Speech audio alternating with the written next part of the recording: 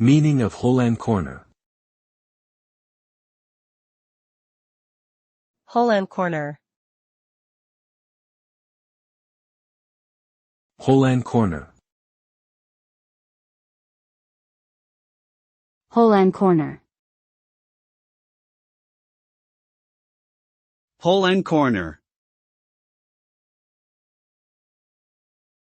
The term hole and corner is used to describe something that is done secretly or in a hidden manner.